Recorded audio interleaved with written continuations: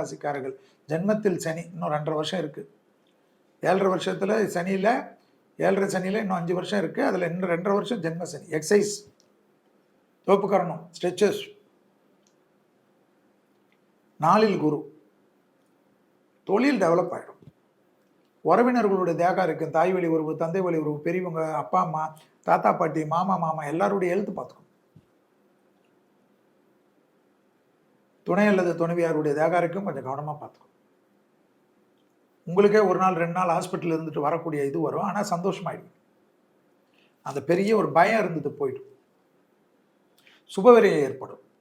வீடு கட்டுறது, இன்டீரியர் பண்ணுறது, பெயிண்ட் மாற்றுறது, வண்டியில் பெயிண்ட் அடிக்கிறது, மாற்றுறது, வண்டி எஃப்சிக்கு போகிறது, ஆஃபீஸை மாற்றுறது, 10 வருஷமாக மாற்றாத இருந்த வீடு இடித்து கட்டுறது, வீடை டெவலப் பண்ணுறது, 2 மாடி இருந்தது 3வது மாடி பர்மிஷன் வாங்குறது, வேற என்ன வேணும்? எல்லாமே கிடைக்கும்.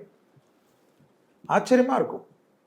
லாபம் ஏற்படுவது, ஆன்மீக கோயில் திருப்பணிகள் செய்வது, விடுபட்ட தெய்வ வழிபாடுகளை முடித்துக் கொள்வது, தொலைதூரத்திலிருந்து நல்ல செய்திகள் வருவது, எதிர்பார்க்காத இடத்துலேருந்து நல்ல செய்தி வருவது, ஆத்ம ரீதி சந்தோஷம், அனுகூலம், முதலீடுகள் செய்வது, தங்கம் வாங்குறது, நகை வாங்குறது,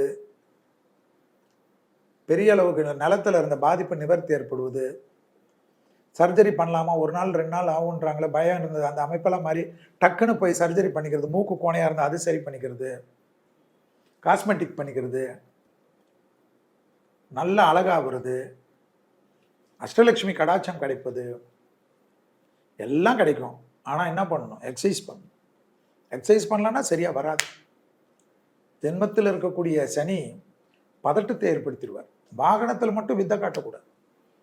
பரிகாரம் நான் சொன்ன கோயிலுக்கெல்லாம் போனாலும் இந்த கோயிலுக்கு போயிடணும். எதுக்கு? சூரியனார் கோயிலுக்கு கண்டிப்பாக போகணும். ரத்தத்தில் பரவக்கூடிய தொற்று நோயில் மட்டும் கவனமாக இருக்கும். சூரியனார் கோயிலில் போயிட்டு விபூதி குங்குமம் வச்சு எடுத்துக்கணும். மீனத்துக்கு ரொம்ப முக்கியம். பண்ணிவிடுங்க.